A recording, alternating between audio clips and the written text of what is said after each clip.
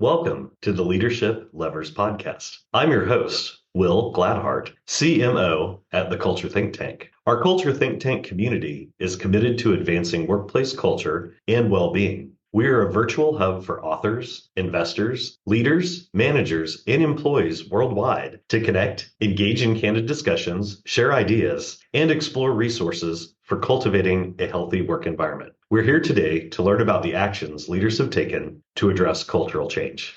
Our guest today is Mark Mears, founder and chief growth officer of Leith Growth Ventures.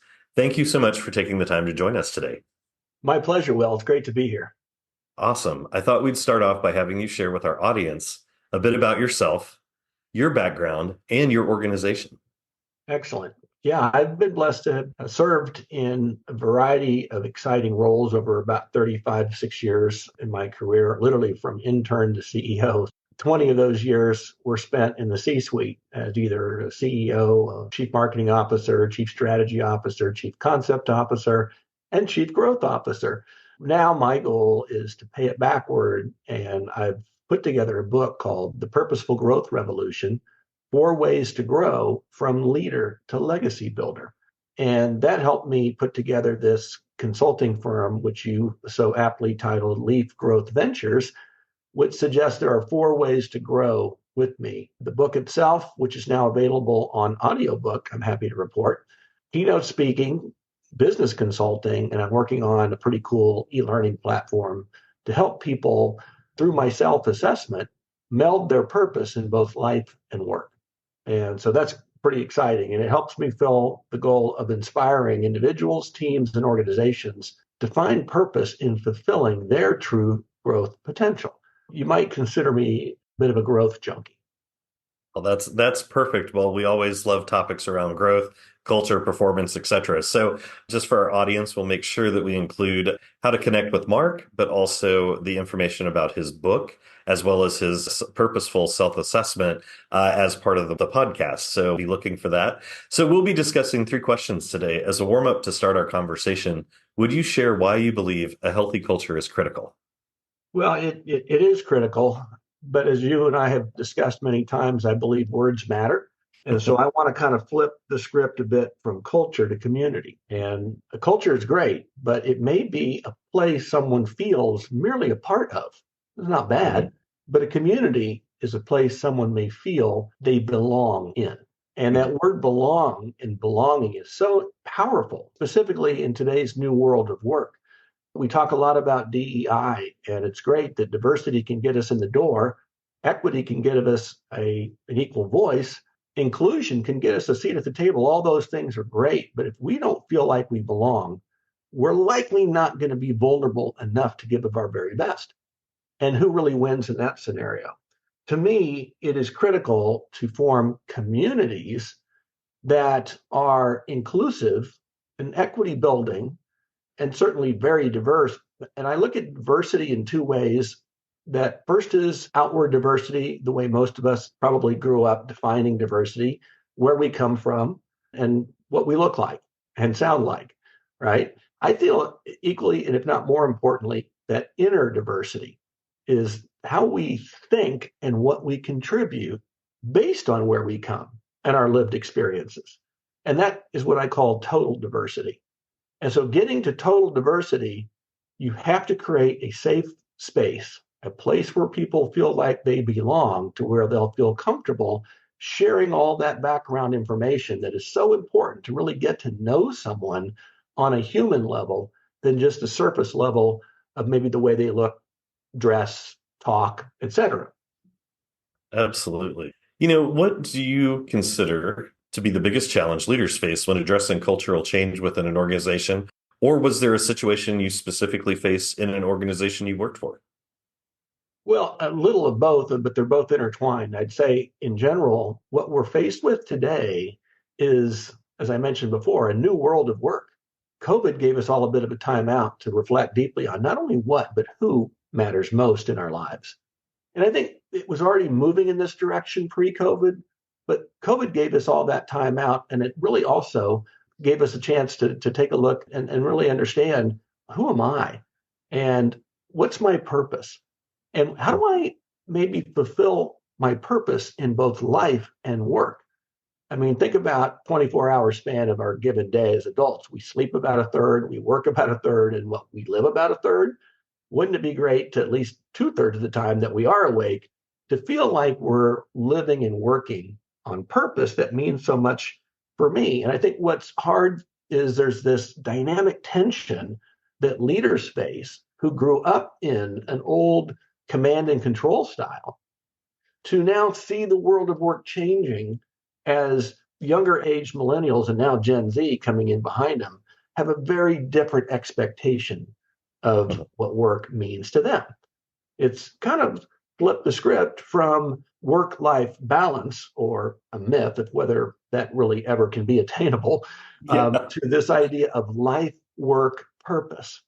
They're much more interested on the life part than they are the work part, but they're not, they can work really hard. They've got tremendous skills, tremendous ideas. And so I think the idea of senior managers unlearning behaviors that no longer serve their younger team members takes humility. And not many are willing to do the work because they feel like I've reached this certain level, I've worked hard, I've played by the rules, I've climbed the ladder. Well, the rules have changed. And if you don't change with them, you'll find you'll quickly become a dinosaur. I think about younger team members today, they don't want to be managed and required. They want to feel led, inspired, right? And so if you think about this idea of management, many of us who went to business school went to a school of management. We learn how to manage. And when we get into the workforce, we start off as team members, right? And then we move, because we're a good doer, maybe, and we move into management. Well, now all of a sudden, in terms of what our role has changed into, we don't just manage projects and timelines and budgets and resources to get results. We have to manage people. And that's not always trained. And so learning on the job, you find some of your leaders are indeed leaders and some are bosses. And they really haven't figured out how to build relationships that make people want to follow them. And kind of what we're going to talk about next is what's next after leadership. But I think that's really the essence of what I'm finding out there is everybody wants this idea of purpose. At the end of the day, though, we got to manage results. And if we take our eye off the ball to do some of the soft skill building that's necessary to build relationships that turn into cultures, that turn then into communities where people feel like they belong, is someone willing to put in the time, the effort necessary while juggling the day-to-day swirl of the pursuit of business results. Yeah, I appreciate that you touch on community because, I think those of us sometimes in the culture space don't always consider the business or the leader part of a true community that is the subset of that business. And, yes, we talk about purpose, we talk about values, and those may mean very different things for a multi-generational workforce, as you pointed out, where you have 4 generations now working together, communicating differently. There may be an amazing task manager that moves into a management leadership role, but they're phenomenal at tasks. They're not phenomenal at people. Yeah. And as you said, and you and I've had the discussion too of we didn't come to the table as leaders or as, mentors of others with those skill sets. They had to be learned and grown and developed upon to be able to help others see those pieces and that purpose. So what do you think that leaders can do to address the challenges they're facing, or what specifically have you done? Yeah, I think sometimes people can be a bit bullheaded and they need to see facts. And so I've done a lot of research on this, which is all in my book. But I want to just give you a quick excerpt because I think it's really important to understand the power of purpose and why it is important for not only individuals and teams, but for the organizations themselves. This research came from a group called the Science of Purpose. And they say that individuals with a connection to their purpose experience these things, these benefits: 63% increase in wealth, leadership, effectiveness, and fulfillment. They learn twice as much. They're 4 times more engaged, and get this, 175% more productive. And that's almost 2 people worth. Now, flip the script, and the companies with a connection to their purpose experience these benefits. Higher margins as purposeful firms are 30% more innovative. 73% of customers said they will switch to higher purpose brands and pay more. They derive higher levels of retention and tenure, which is so important today in this world of the great resignation or quiet quitting, and 54% more fulfilling relationships at work, which Gatlow's told us for years is an important measure of engagement that leads to profitability as part of their Q12. There is a case for it on a human level, but then when you look at several brands that have embraced purpose across all of their stakeholders, their team members, their customers, their business partners, and their communities, are more profitable than those that are not. So it's not a question of purpose or profit. I got to pick one or the other. No, it's indeed purpose and profit. So it's educating leaders that they don't have to give up their pursuit of their financial goals, just the opposite. Their pursuit of financial goals can now be enhanced and enriched and amplified by a workforce of aligned team members all rallying around a purpose they believe in very strongly. That's really what we need to do, though. We need to put the human back in human resources. And I think it's simple. All we need is love. And love is a model that I've created, which stands for listen, observe, value, and empower. If you listen to your team members and you get to know them, back to this whole idea of inner and outer diversity leading to total diversity, you listen to what they're saying, but also what they're not saying. It may be that they're going through something at home. Maybe they're caring for an elderly parent. Maybe they're having relationship issues with a spouse, or God forbid, a child has to go to surgery and they're distracted. But if you're a leader and you're asking these questions, you're probing deeper, they're going to start to trust you. And we know that trust is the foundation upon any good relationship. And then observing them in real time. Think about Andy Reid, the coach of the Kansas City Chiefs. He wouldn't wait till the end of the season to coach. No, it's every day on the practice field, in the film room, in the team rooms, before the games, during the games, and after the game. Observing a team member and coaching, encouraging them in real time, and then valuing them as a whole person. And not only recognizing and rewarding the value they bring to the team based on results generated, but seeing them as not just a person, but also an asset to be grown and nourished by giving them growth opportunities to learn and grow. And that leads to this whole idea that I think is so powerful. We think about listening, observing, and valuing. That's great.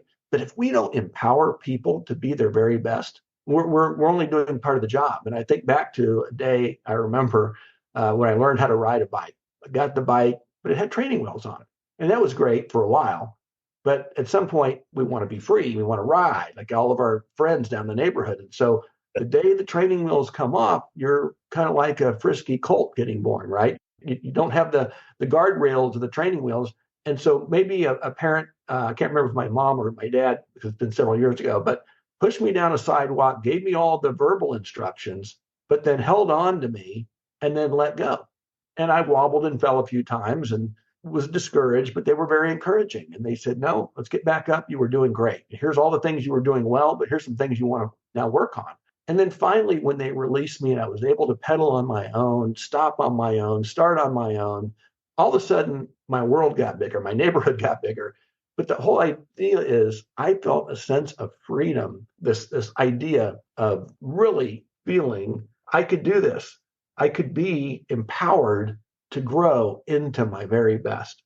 So bringing love into the workplace makes it more relational versus transactional, and then ultimately more transformational as we seek to grow managers into leaders that people want to follow, but now legacy builders that they want to emulate. So all of a sudden now you're multiplying, or a ripple effect, whatever metaphor works for you, of changing the paradigm from command and control that no longer serves us to this more humanistic, loving style of leadership that others want to emulate and create their own following.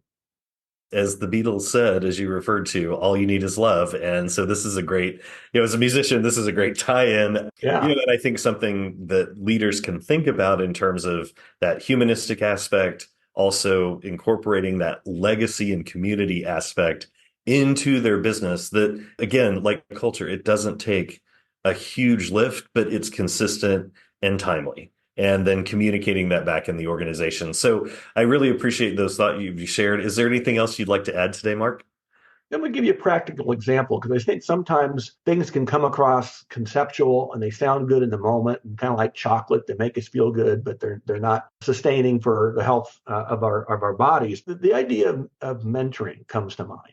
When you think about this approach of listen, observe, value, and empower, I was blessed to have a tremendous leader in David Novak as the head of marketing at Pizza Hut when I was a young pup growing up. I remember one time I was in Chicago doing focus groups. I was catching a late flight back to Wichita, where we were located at the time. And the next morning, I had to present the results to David and the team. Well, lo and behold, I see boarding that plane from Chicago to Wichita is David and his wife, Wendy, who were coming back from Italy as part of a PepsiCo kind of executive summit. They looked like they'd been traveling for 24 hours. I'm sure David wanted nothing more than to catch a few winks and maybe rest up to hit the ground running when he got back into work the next day. But about 20 minutes into the flight, all of a sudden, my light's the only one on in a dark cabin, and I get a tap on my shoulder. It's David. He said, "Can I sit down?" And I had a seat next to me. I said, "Well, sure." He proceeds to take out a yellow pad and writes down 2 columns. "Hey, Mark, are you open to some coaching?" And I said, "Sure." He goes, "Here are 3 things that I think you do really well, and I want you to keep doing them." And he listed them. He said, "Here are 3 things that I think you can do better, and I think it would help you as a leader of your team." And he wrote those down. And we talked a little bit longer. And he said, "I look forward to hearing your report in the morning." I don't know how we ever landed the plane because I was on cloud 9.